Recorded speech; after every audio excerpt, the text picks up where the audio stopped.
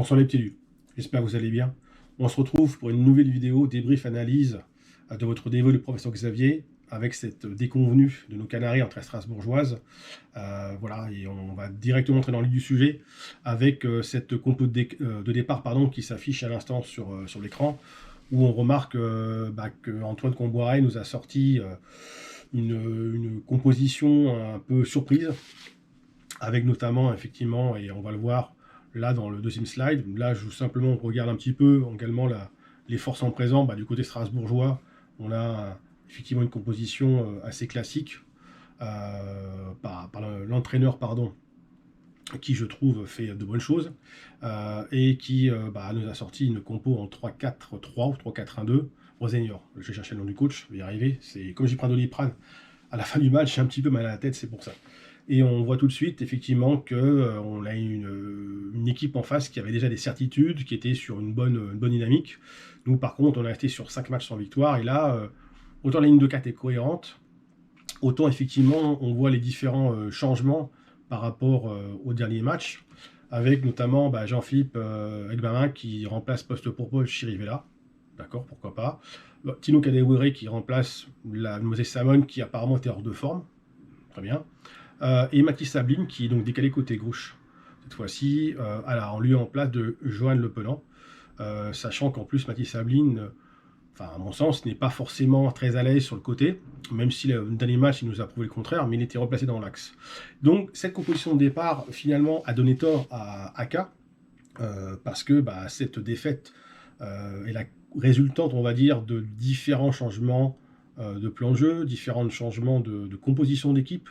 Le système est le même, mais on sent qu'il tâtonne encore à la 9e journée. Donc les choix n'est pas forcément bon, puisqu'on a vu effectivement après un bon premier quart d'heure l'ouverture du score strasbourgeois sur un corner, sur un coup franc en direct, je vais y arriver, qui a été un petit peu concédé, non pas bêtement, mais un peu naïvement par Nicolas Colza, qui a fait un match extrêmement terne, qui a eu beaucoup de mal effectivement à contenir les assauts strasbourgeois dans son couloir, et ce corner donc mal négocié, je veux dire sur mes notes effectivement, par la défense nantaise, revient effectivement sur un joueur strasbourgeois qui recentre directement en profondeur, trouve une ouverture.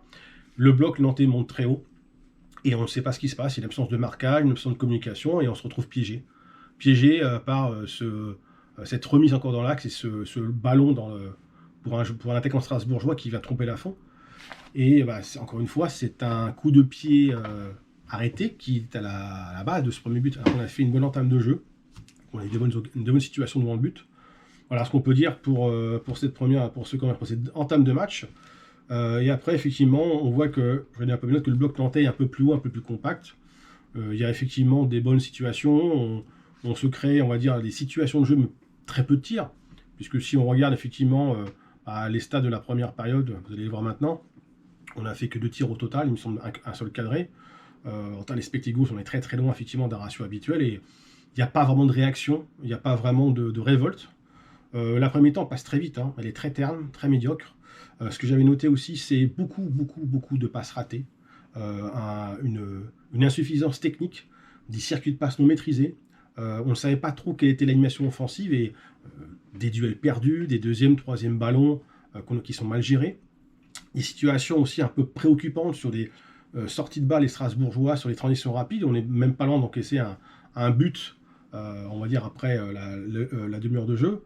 Et on se rend compte aussi que notre bloc n'est pas assez haut. On presse par intermittence, on ne presse pas tous en même temps. Donc il y a vraiment une insuffisance et des carences, on va dire, techniques et même mentales, puisqu'on sent qu'il n'y a pas une révolte en fait de cette équipe.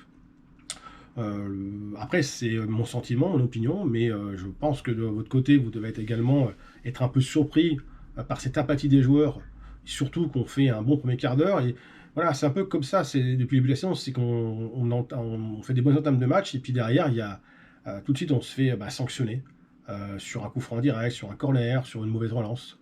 Voilà, donc c'est une période qui est très terne, qui n'est pas très intéressante, qui n'est pas très emballante, alors que le RCS, donc Strasbourg, fait lui par contre, joue son jeu avec un système de jeu, des circuits de passe bien établis. Rosenior effectivement a mis sa patte d'entrée de jeu dans ce club et sur cette équipe. Et c'est vrai qu'on sentait que Kombouara est un petit peu, non pas en souffrance, mais on va dire en questionnement, voilà, sur cette première période. Alors, je ne sais pas ce qui s'est dit à la mi-temps, mais bon, pour passer à la seconde période, et d'ailleurs on peut même voir la main dans les statistiques avant de démarrer sur le débrief analyse de la seconde période, qu'on a eu effectivement plus de tirs que Strasbourg, mais que sont plus efficaces, on va le voir après. Ce qui est encore hallucinant, c'est qu'on fait une bonne entame de seconde période, on va presser haut, on commence à avoir des situations devant le but, on commence à avoir des occasions.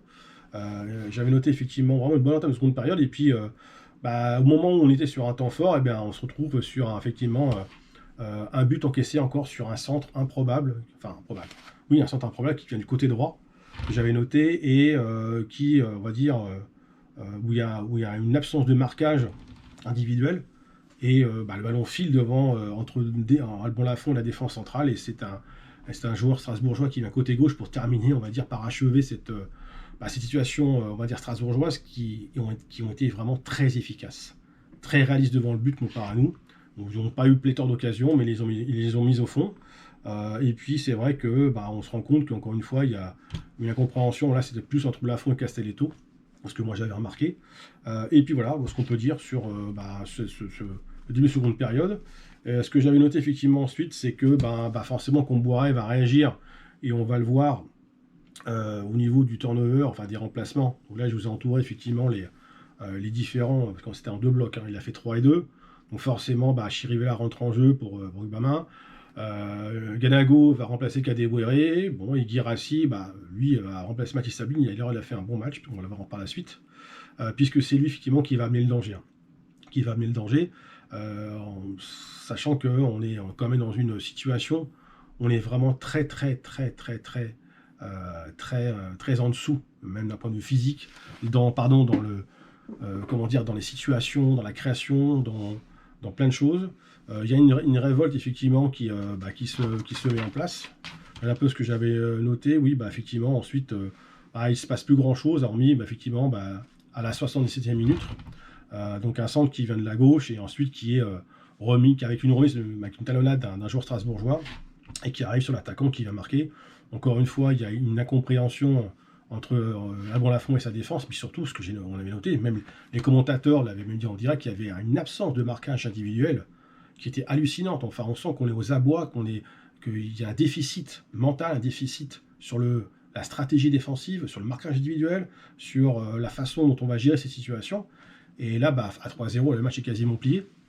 Donc, curieusement, on commence à un peu mieux jouer, et on arrive effectivement à ce double changement avec de Jaune Le Penant et de Florent Mollet qui viennent remplacer successivement, qu'on peut le voir, Augusto et Sorba Thomas. Et puis derrière, on arrive sur ce but de Guirassi, qui permet effectivement de redonner un peu d'espoir. Mais je trouve ça vraiment très tardif en fait, hein, sur ce qu'on pouvait voir, et c'est bien dommage de réagir comme ça. Donc c'est très bien, on a réussi à réduire le score, réduire la marque, mais c'est trop tard. Trop tard, il reste 7 minutes, et puis après les différents changements n'ont pas amené tant de choses que ça. Mostafa Mohamed a fait un match assez moyen devant. Bon, Mathis Sabine a fait ce qu'il a pu. Et le constat qu'on peut voir, notamment là dans les stades générales, c'est que on a eu quand même 8 tirs contre 9 du côté strasbourgeois.